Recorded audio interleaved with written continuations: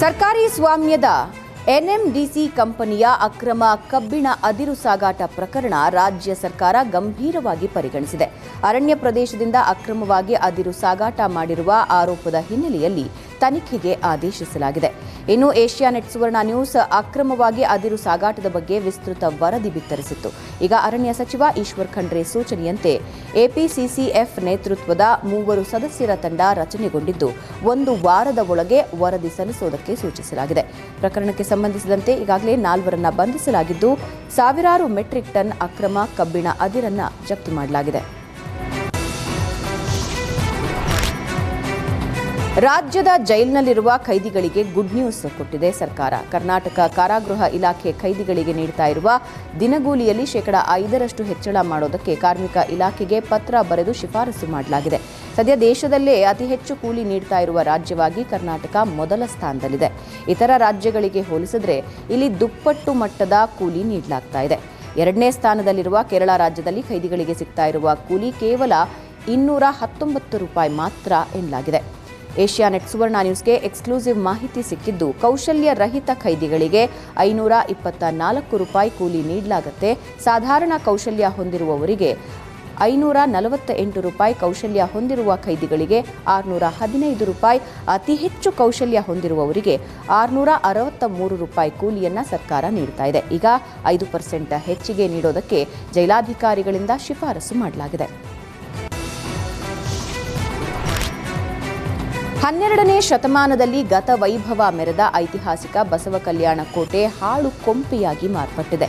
ಕರ್ನಾಟಕದ ಬೀದರ್ ಜಿಲ್ಲೆಯ ಬಸವ ಕಲ್ಯಾಣದಲ್ಲಿರುವ ಈ ಕೋಟೆ ಕಲ್ಯಾಣ ಚಾಳುಕ್ಯರ ವೈಭವದ ಸಂಕೇತವಾಗಿತ್ತು.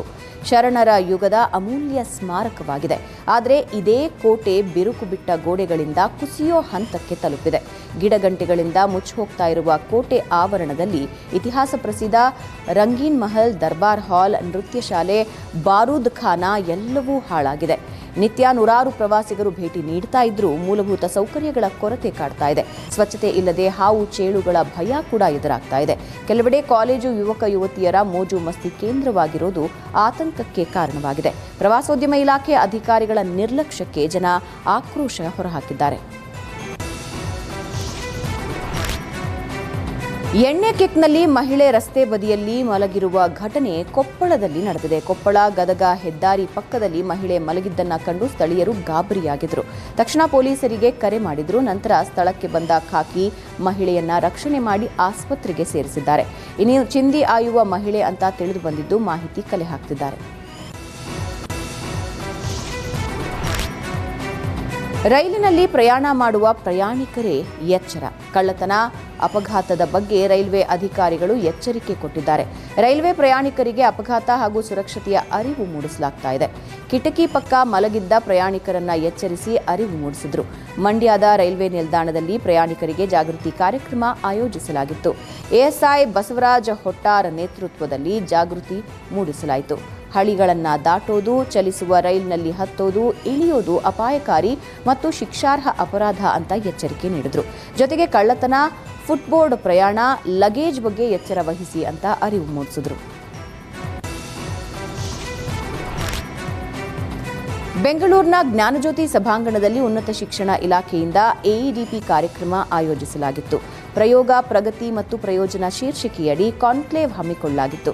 ಕಾರ್ಯಕ್ರಮದಲ್ಲಿ ಉನ್ನತ ಶಿಕ್ಷಣ ಇಲಾಖೆಯ ಸಚಿವ ಡಾಕ್ಟರ್ ಸುಧಾಕರ್, ಉನ್ನತ ಶಿಕ್ಷಣ ಇಲಾಖೆಯ ಕಾರ್ಯದರ್ಶಿ ಕುಶುಬು ಗೋಯಲ್, ಕಾಲೇಜು ಶಿಕ್ಷಣ ಇಲಾಖೆಯ ಆಯುಕ್ತೆ ಮಂಜುಶ್ರೀ ಸೇರಿದಂತೆ ಹಲವು ಗಣ್ಯರು, ಸಾವಿರಾರು ವಿದ್ಯಾರ್ಥಿಗಳು ಭಾಗಿಯಾಗಿದ್ದರು.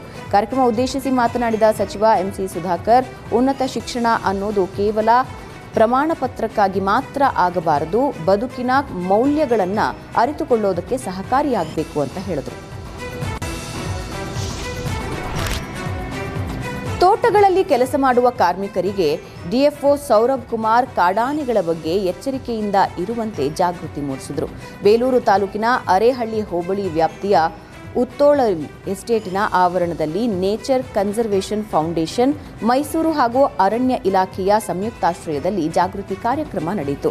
ಜಿಲ್ಲೆಯ ವಿವಿಧ ಭಾಗಗಳಲ್ಲಿ ನಡೆಯುವ ಆನೆ ಮತ್ತು ಜನರ ಹೊಂದಾಣಿಕೆ ಬಗ್ಗೆ ಜಾಗೃತಿ ಮೂಡಿಸುವ ಬೀದಿ ನಾಟಕ ಪ್ರದರ್ಶನಕ್ಕೆ ಚಾಲನೆ ನೀಡಿ ಡಿಎಫ್ಒ ಸೌರಭ್ ಕುಮಾರ್ ಮಾತಾಡಿ, ನಿಮ್ಮೆಲ್ಲರ ಪ್ರಾಣಕ್ಕೆ ಬೆಲೆ ಕಟ್ಟಲಾಗದು, ಕಳೆದುಕೊಂಡ ಪ್ರಾಣ ಮತ್ತೆ ಸಿಗದು. ಹಾಗಾಗಿ ನಮ್ಮ ಜೀವ ಕಾಪಾಡಿಕೊಳ್ಳೋದಕ್ಕೆ ನಾವು ಜಾಗೃತಿ ಹೊಂದೋದು ಅವಶ್ಯಕ.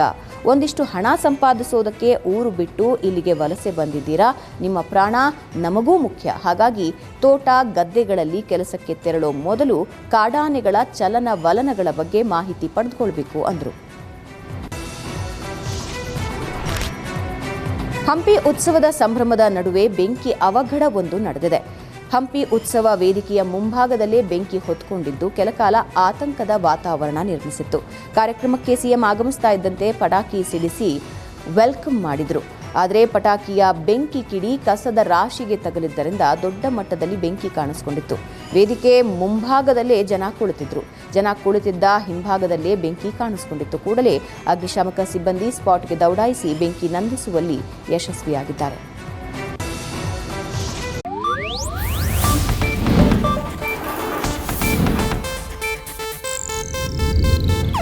ಇದು ಏಷ್ಯಾನೆಟ್ ನ್ಯೂಸ್ ನೆಟ್ವರ್ಕ್ ಪ್ರಸ್ತುತಿ.